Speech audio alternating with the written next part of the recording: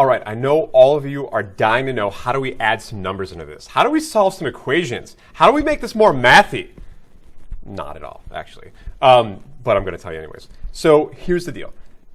The electric field of a single charged particle, let's say a proton, is simply equal to E equals K Q over R squared. Okay. Remember, this sometimes will be written as 1 over 4 pi epsilon naught, which is the permittivity of a vacuum, times Q over R squared. We're going to talk more about the meaning of this guy later, but this is much more easy way to handle than this, right? So we're just going to call this 9 times 10 to the 9. This is the Coulomb's constant again. Looks pretty familiar, right? Why does it look familiar? It looks an awful lot like the Coulomb's law equation. In fact, what is it missing? It's just missing the second Q, which kind of makes sense because there's only one Q here, right? So this offers another way of looking at the relationship between force and electric field. So this particle here, all right, we'll call him Q1. This particle here creates a field in all of space, all right, as we said before, and that field looks something like this. And when I say all of space, I really mean all of space. Like, you know, one charge, that field will still be felt all the way at the other end of the universe. It'll be incredibly, incredibly weak because R will be close to infinity, which means E will be close to 0. But there will still be a little bit of electric field, even all the way at the other side of the universe. So even a little tiny electron or proton will have that big of an effect on the whole universe. It's kind of interesting. So this is saying the electric field created by this one particle, Q1, is equal to KQ1 over R squared. But if I now add in another particle, like let's say an electron over here, all right? Now, before there was no force, right? If I have just this particle, there's a field, but no force because there's no other charges in it. But if I put a charge into it, now that charge inside the field feels a force. And that force is, as we already know, K Q1 Q2 over R squared. Right? So whatever Q, whatever charge this has, we just multiply those two charges, multiply by K, divide by R squared, you get the force. So what this really means is, just do a little substitution, that force is really equal to this, the electric field, times Q2. Pretty cool, right?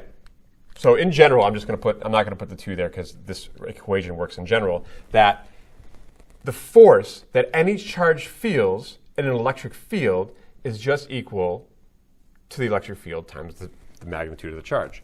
So this charge right here feels a force of E times Q, right? The strength of the electric field at that point, which is given by this formula, times the charge there.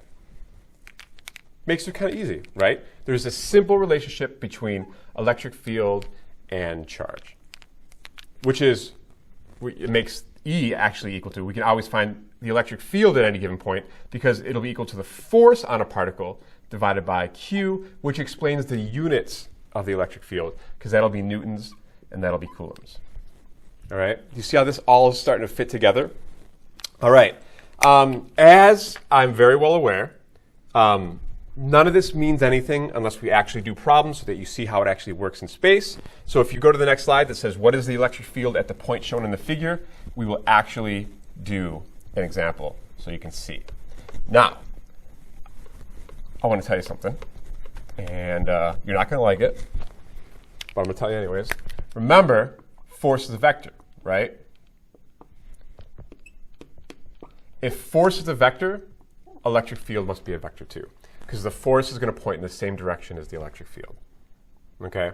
Or opposite if charge is negative, okay?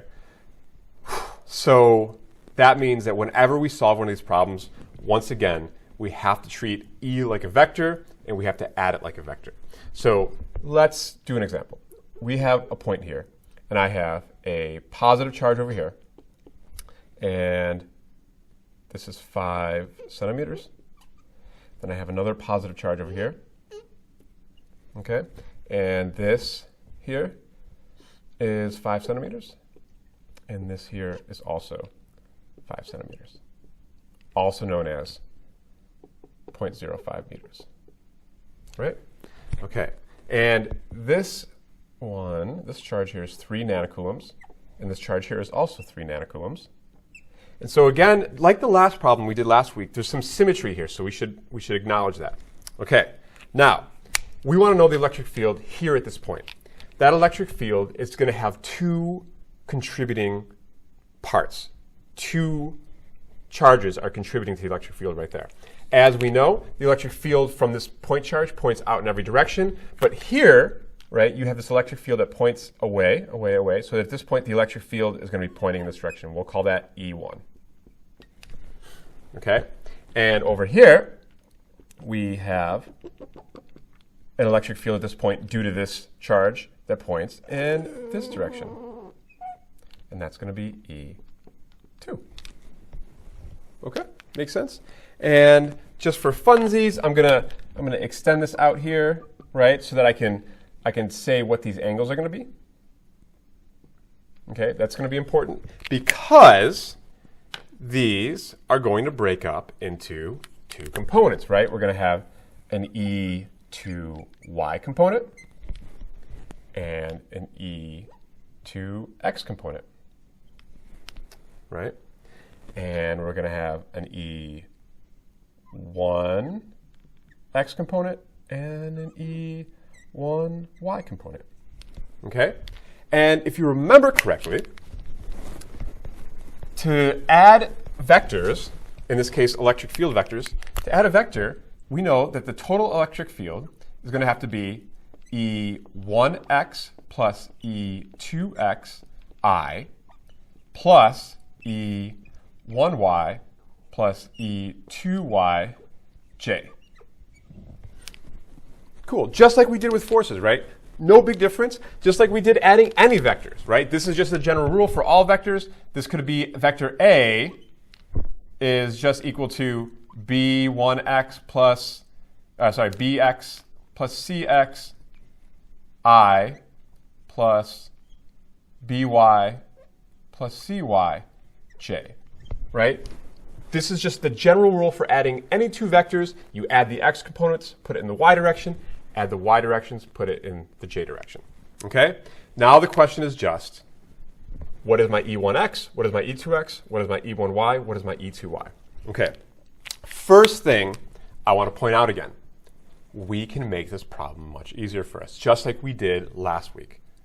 How do we do it last week? Well, once again, we realize if the formula for electric field is equal to kq over r squared, and this is going to be r. This is our distance away from this particle. So this is r. And notice we have 5 centimeters, 5 centimeters. So this hypotenuse is the same as this hypotenuse, 5 centimeters, 5 centimeters. This is r, same r, right? So we have the same distance and same q. That means both E1 and E2 are equal to each other, right? We know that for sure. There's no way around it. Same charge, same r. They have to be equal to each other.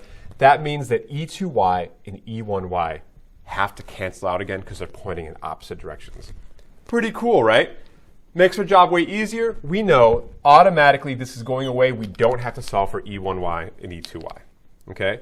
Still begs the question, what is E1x and E2x? So I'm just going to say E1x, right, is going to be E cosine of theta, right? Where this over here is theta. Now, one thing to point out, this angle is the same as this angle. Okay? And this is 5 centimeters and 5 centimeters. And so what do you know about a triangle with 2 sides that are identical? 45 degrees. I knew you had it, right? So we know that this angle actually has to be 45 degrees then. Okay?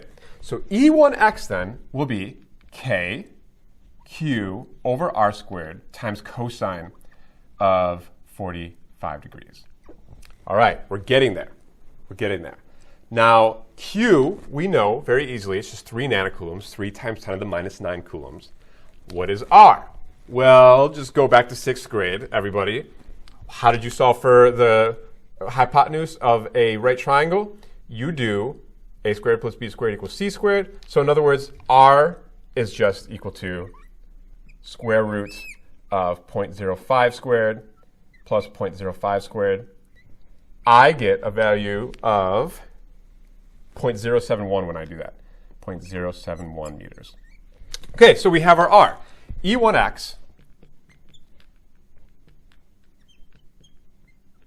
equals 9 times 10 to the 9 times 3 nanocoulombs, 3 times 10 to the minus 9, all over r squared, which is 0.071, times cosine of 45. All right, we are so close. E1x is just equal to, according to my value, 5,356, check me if I'm wrong, newtons per coulomb. That's pretty cool. All right, we got 1 down. We don't have to find E1 and EY, and I'm running out of room, so Stambach, think of a shortcut. I got a shortcut. Here's the deal. E1x, remember, is pointing in the same direction as E2x, and if E1 and E2 are the same, they have to be, same charge, same distance, then E2x and E1x is the same thing. So the E really just becomes 2E1x in the I direction, right? All we got to do is double that. Well, I've done that for myself.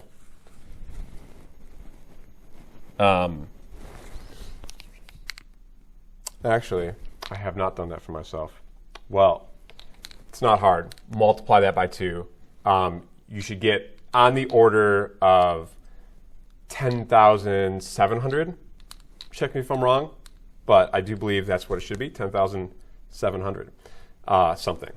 And that's it. These look like a lot of work, but really it's only adding vectors. The only reason why it looks like a lot of work is because there's a lot of vector stuff here, right? And especially if you can find shortcuts to make a problem a little bit easier, then it really cuts back on the amount of calculations you have to do. One more reminder, those shortcuts can happen if these charges are identical. If this was a 3 nanocoulomb charge and this was a 5 nanocoulomb charge, no more shortcuts are allowed. But you know, if I'm feeling generous, I might put a problem on an exam where you can take such a shortcut.